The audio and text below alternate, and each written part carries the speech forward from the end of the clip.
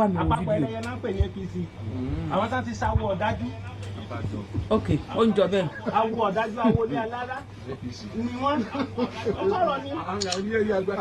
ìdásẹ́kùn làwọn gbogbo ayé kò sí tí ò sí nínú APC kò sí nǹkan náà láyé tẹ̀ ń wá tí ò sí níbẹ̀ àdìbọ́wọ́ Nàìjíríà ò ṣe pẹ̀lẹ́pẹ̀lẹ́ o lẹ́yìn ṣe ń plan làwọn náà plan lẹ́yìn àwọn ṣe ń plan lẹ́yìn náà plan láyé àti pẹ̀lẹ́pẹ̀lẹ́ pẹ̀lú ara wa làtẹ́ aṣọ wọn àtẹ́ tó pé bábà là ẹ má jẹ́ ajá kan nípa ayé wa ayé Nàìjíríà ò lè dá mọ́ ẹ má fi ojú ọ̀nà tọ́lọ́ ọba lẹ̀ fàyín náà yóò ṣàkóso àyò tà á lákùn tá a bá ń kanlẹ̀kùn tá a bá kúrò ń bẹ̀ yóò padà sílẹ̀ wà nírọ̀rùn tá a bọ̀. ọmọ Yorùbá ẹ gbọ́ àbẹ́ ẹ gbọ́ gbogbo ẹ̀yin olólùfẹ́ wa ẹ kú déédé àsìkò yìí ẹ gbọ́ nǹkan tí bàbá yìí sọ àfáà yìí sọ àfáà yìí ti sọ̀túnmọ̀ APC fún yín o wọ́n ti tọ́gbà yẹn ga wọ́n sọ ọ́ ṣé bẹ́ẹ̀ lẹ́gbẹ́ yìí rí àbí ò rí èmi ò sí fún ẹgbẹ́ kankan àti PDP ni o àti APC ni o àti NPP ni o àti kíníkan PPP ni o kò séyè tọkàn wá àní ẹgbẹ́ orílẹ̀-èdè yìí ń tọkàn mi ẹ jẹ́ kó orílẹ̀-èdè Yorùbá bàbá àtọ̀dọ̀ mi ó dúró kí ni àwọn tó àfà ìsọsí ò rí bẹ́ẹ̀ ni wọ́n ní àpapọ̀ àwọn ẹlẹ́yẹ ẹ máa wo fídíò oríṣiríṣi lónìí tẹ́ fi mọ̀ pé lóòótọ́ àpapọ̀ ẹlẹ́yẹ làwọn èèyàn yìí ìkà èèyàn ń wá àtúnṣe ẹlẹ́yẹ tó láàánú àwọn ẹlẹ́yẹ kan láàánú ẹyẹ tí wọ́n yìí tó wá lágbára ẹyẹ tó wọnú ọjà tó gbé ọmọ tó kó ẹrù ìyálọ́jà ní ìyálọ́jà tí èyí bá ti ṣẹgbẹ́ wọn tó sínú wọn ẹ gbà pé ẹyẹ ni lóòótọ́ èyí ṣé ẹ fẹ́ káwọn èèyàn tán ni nílẹ̀ yìí ní bí àkókò yìí ṣe rí yìí bàbá Tinubu àtàwọn tẹ́ ẹ kó sọ̀dí ṣé ẹ fẹ́ pa gbogbo àwọn èèyàn tán ni lórílẹ̀‐èdè Nàìjíríà pàápàá jùlọ nílẹ̀ Yorùbá ó ṣe jẹ́ tó jẹ́ràn Yorùbá òun lẹ dojú sọ bẹ́ẹ̀ ni ẹ wòye bọ́dà tó wà Nàìjíríà ẹ wòye tí wọ́n ṣí ẹ wo tọ̀dọ̀ ilẹ̀ Yorùbá lẹ́ẹ̀rí sí èyí bẹ́ẹ̀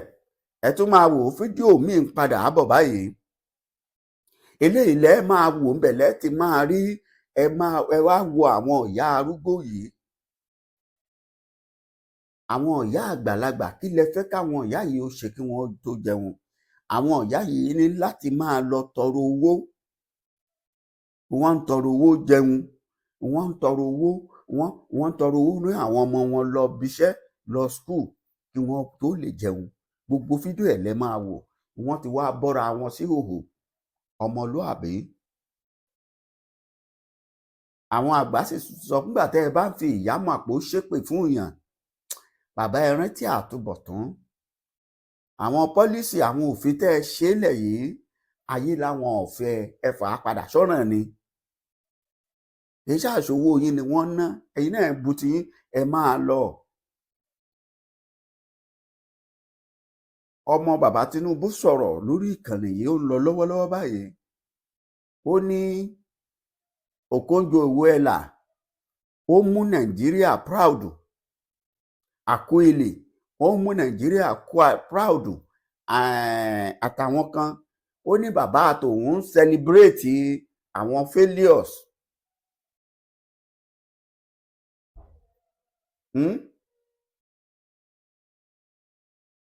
pé bàbá àtòun àwọn failure àwọn ni bàbá òun ń celebrate ń tiẹ̀ ẹ wá wo nínú fídíò tẹ́ ẹ máa wò láìpẹ́ yìí ẹ wo bí àwọn obìnrin ti bọ́ra wọn sí òwò nípínlẹ̀ Ògùn nítorí ebi bẹ́ẹ̀ bá ti wá kó mbẹ́ máa kó fídíò yìí papọ̀ ni torí kí fídíò yìí má bàa gùn màmí náà wá so àwọn yòókù papọ̀ mọ́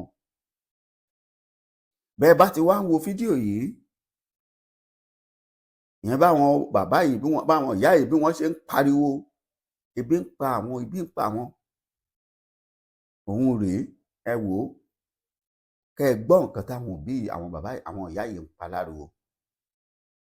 àtúnwáwí ọmọ àwọn ẹ̀tún ní kí wọ́n jẹ́ kí bàbá òun ṣọdún mẹ́ta náà bíbí ń pa àwọn èèyàn ẹgbẹ́ ìsìn tí wọ́n fún ìyálọ́jà general Fọláṣadé Òjó Tinubu ẹgbẹ́sìn ẹ̀yà òun rèé. ó dé ni mo ti wá ń bọ́ ni wọ́n ń bọ̀ ń bí lẹ́yìn. ẹ ṣeun. sójà káwa àgbàlagbà ká máa tọrọ báárà ká máa rò ń jẹjẹ. àrò ń jẹjẹ mo ń tọrọ báárà kiri èmi àtàwọn ọmọ mi kò sí nǹkan kan àwọn ọmọ jáde wọn ò ní ṣẹ́ṣe. wọ́n ń tọrọ báárà kiri àwọn bọ́ìsì wọ́n kówó wọ́n kú Ṣàngó yìí. àwọn títí wọ́n kú Ṣàngó yìí wọn ò ní ṣẹ́ṣe. gbogbo ọ̀nà bàjẹ́ ẹni ń tajà ọ̀nà wọn ní wá mọ́ kì í ṣe ohun tó dà ẹgbà wà lọ́wọ́ àwọn ìjọba yìí lọ́wọ́ Tinubu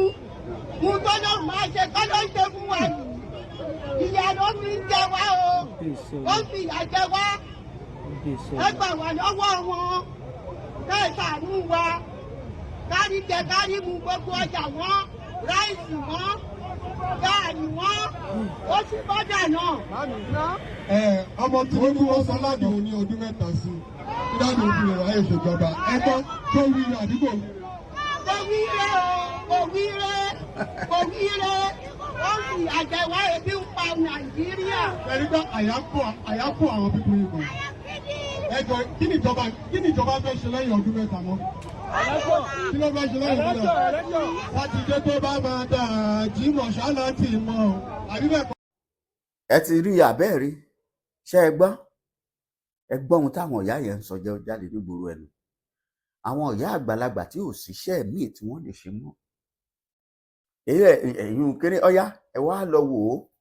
báwọn kọ́sọ̀ọ̀mù tẹ́tù lọ já ilé àwọn onílé ọjà àwọn ọlọ́jà tí wọ́n kó lọ àmọ́ nǹkan kan wà tẹ́mi fẹ́ sọ fún àwọn tó wà nípínlẹ̀ Ògùn iṣẹ́ yìí nìkan ni kí ni dé tí wọ́n wọ̀ pínlẹ̀ Ṣàǹfàrà tí bọ́dà wà àti gbogbo àwọn tí wọ́n lọ ṣe bẹ́ẹ̀ wọn ò ṣe lọ ṣe bẹ́ẹ̀ lẹ́kọ̀ọ́ ẹ̀yin náà múra sọ̀rọ̀ yín àbí mo parọ́ ẹ̀yin olólùfẹ́ wa tẹ́ ń gbọ́ mi ẹ kọ́mẹ̀ntì ọba jẹ́rọ̀ mo pa ẹ wo àárín yín báwo ni wọ́n ṣe ń wo àárín ọjà yín lóru nígbà tẹ́ ẹ̀ sí mbẹ̀ kí ni dé tí wọ́n wá lọ́sàn gangan ta lẹni tó ṣí géètì fún wọn ẹ gbọ́ ta lẹni tó jẹ́ kí wọ́n wọlé sáàárín ọjà yín ta làwọn ọlọ́dẹ yín kí ni dé tí àsìkò tí wọ́n á wá láago kan òru aago méjì tí wọ́n ti mọ̀ pé gbogbo yín ẹ ti padà sílé ọ̀nà yín sì jẹ́ ẹ lè rí mọ́tò wá ẹ jẹ́ kí wọ́n fi lè ṣàkọ́kọ́ àti gbẹ̀yìn ṣe bí ìyá ti wà lẹ́yìn ẹ fi ìgbànú kan ṣọ̀já bẹ́ẹ̀ ni bọ́bájọ́ ọmọ yín bá ń bẹ́nu kọ́sítọ́ọ̀mù ẹ sọ fún bí ọba sì gbọ́ báwo lẹ ṣe fẹ́ máa ṣiṣẹ́ tẹ́ ẹ máa lọ yáwó tí wọ́n máa wá jí kó wọ́n ní contraband goods ọ̀gá kọ́sítọ́ọ̀mù sọ̀rọ̀ ẹ̀yin olólùfẹ́ wa gbogbo ẹ̀ lẹ́ máa gbọ́ papọ̀ ọ̀gá kọ́sítọ́ọ̀mù wá sọ̀rọ̀ ó ní contraband ni kí ni wọ́n ń wò tó fi gba bọ́dà tó fi dé ìpínlẹ̀ Ògùn tó fi dé ọwọ́ àwọn èèyàn yìí tí wọ́n rà á tẹ́ ẹ bá sì rí ibi tí wọ́n ti ń ra kinní yìí ibi wọ́n jókòó jẹ́jẹ́ ni wọ́n ń tà fún wọn wọ́n ń lọ rà á nínú ṣọ́ọ̀bù tí wọ́n já sí bóyá àwọn tó lọ kó wá látèkó ẹ̀yin tẹ́ ẹ wá kó rẹsì níbo lẹ kó lọ béèrè tó yẹ ká tẹ̀ máa béèrè lọ́wọ́ wọn rèé níbo lẹ̀yin kó lọ ṣẹ́yìn ọmọ ládùúgbò yín ìyàwó kọ́sítọ́ọ̀mù àwọn ń ta rẹsì àwọn ni wọ́n ń ta tòmẹ́tò gbogbo nǹkan tí ṣó yẹ kó rí bẹ́ẹ̀ ẹ jára yín gbà ẹ gbára yín ẹ túra yín lẹ̀ mo sọ nínú ètò kan tí mo ṣe lálẹ́ àná mo lákòókò tó lórúkúlùkù gbọ́dọ̀ dira Jésù sọ̀rọ̀ kan nígbà tó wà láyé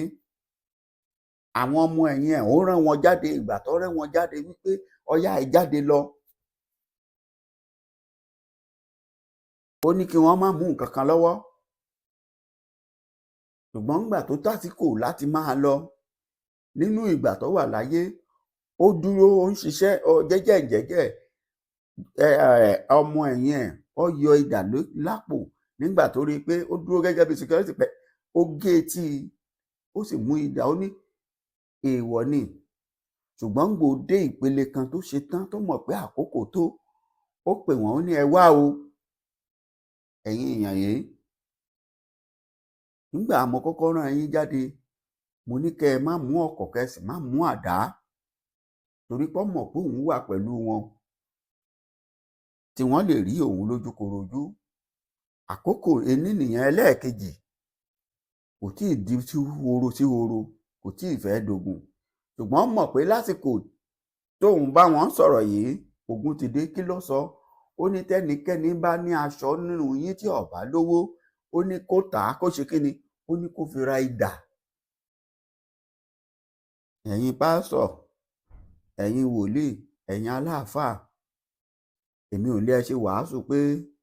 kéèyàn má dira o ṣùgbọ́n mi ń fẹ́ sọ fún yín pé kúlúkúlùkùn ó dira tẹ́ ẹ bá ní idà ẹ dì í lọ́wọ́ o ẹ má gbé mọ́rin èmi ò ní kẹ́ ẹ má gbé mọ́rin àbẹ́ ẹ gbádàárìn nígboro torí ọmọ fúlàní ń kiri ìbọn wọ́n ń kiri ọ̀bẹ àtàdá bíran yorùbá kan bá gbé lù tí bá ń kiri ẹ̀wù lọ́lọ́pàá ò mú wọn ò lò fi ń ṣe bọ́gìrì ni ẹ wo ọ̀rọ̀ àwọn bàbá yìí ẹ gbọ́ ariwo àwọn tí wọ́n kó rẹ̀ sí wọn àtà ọ̀rọ̀ tí ọ̀gá kọ́sítọ̀mù sọ kẹ́ ẹ wá bá mi fún ọ̀gá kọ́sítọ̀mù yìí lésìn ọ̀rọ̀ ẹ̀ píṣọ́ yẹ kó rí bẹ́ẹ̀ ọ̀gá kọ́sítọ̀mù yìí ṣe yorùbá ara nǹkan tá à ń sọ nìyẹn ẹni tí èṣe yorùbá ẹ gbé wá sípínlẹ̀ yorùbá kí lẹ rò pé yóò mú jáde kí ló máa jẹ́ ìsìn kí ló máa jẹ́ ìsìn ọ̀rọ̀ ọ̀yá ẹ bá mi share prógrámù yìí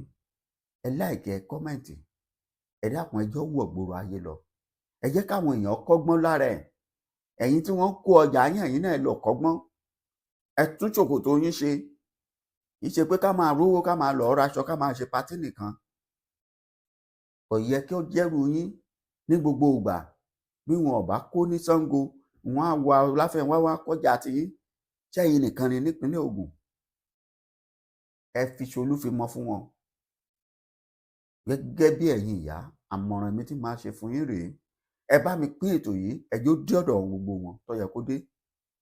ẹ sọ ọ́ dolúfimọ ohun tó bá mú wọn tí wọn ò fi lè mú ẹni tó kó rẹsì látẹnu bọ́dà wọlé tẹ̀yìn rà á ebi wọn ń tà rẹsì ebi wọn ń tà ní Igbó Elérin lẹ́kọ̀ọ́ ṣé inú yín tí wá sí Igbó Elérin wá rà tó wá sí Dálékọ́ tó wá ra ọjà tó kó lọ Abẹ́òkúta tó ń lọ tà wọn á tún gbà á lọ́wọ́ ẹ̀ wọn á kó kí lẹ̀ ń wò ọ̀pọ̀ rẹsì yìí sì ń wọlé láti Nigeria Port lẹ́kọ̀ọ́ wọ́n ń rà á náà àti ẹni tó bá ti tẹ́ ẹ bá ti bá ikó ìkànnì yín sà ẹ bá mi láìkí prógrámù yìí ọyá ìfohùn sí nínú ilé káwọn èèyàn gbádùn ẹ ṣé.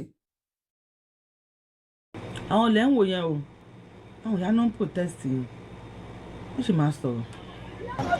We are begging everybody to help us. We are from Lafenwa Iyano Barak. We don't know what we do. We didn't go to buy market. They used to bring this goods for us. We are buying it as where we are sitting. All the goods that we will buy inside store, all these custom people, they will come in the midnight. They will book our shop, break our shop, and carry all our market. Today is 15 days ago that they break my shop. 64 bags are in the carry. Today break almost 100 bags again this morning. They tell me to break Nigerian companies. They are so far. I don't want this money with loan. They came to my store this week. They broke my store almost 100 bags.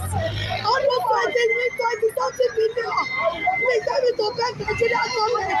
They should break Nigerian companies. They should not come to my market again. We don't know what to do. Don't know to get them.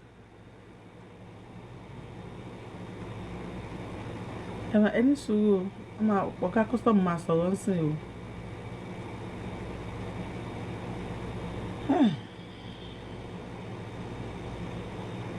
orin kan lọ lábẹ́lẹ̀ ni mo ṣe mute ibẹ̀ yẹn orin yẹn lè ní copyright tó ẹ̀ mo ṣe mute ẹ̀ àwọn ìyá yẹn ń kọrin wípé ebi ń pa àwọn Nàìjíríà jàgàjàgà everything scatter. I was just hinted about the development now, and I was so surprised for such a display because first and foremost, I would say that probably these women were not informed about the status of this rice they're talking about. They should know that rice is prohibited, the importation of rice is prohibited through the land borders. And there is a border, the border of Nigerian share with the Republic of Benin. So through this, there used to be smuggling activities, most especially on rice and some other prohibited items. So what the responsibility we are shadowed with as an agency of federal government of Nigeria to ensure that smuggled items do not find their way into the country, and we have been trying our best. So I can say with this is not an exemption because we have always make effort to prevent any form of altercation, confrontation with smugglers and their co-author companies. So, and as a result,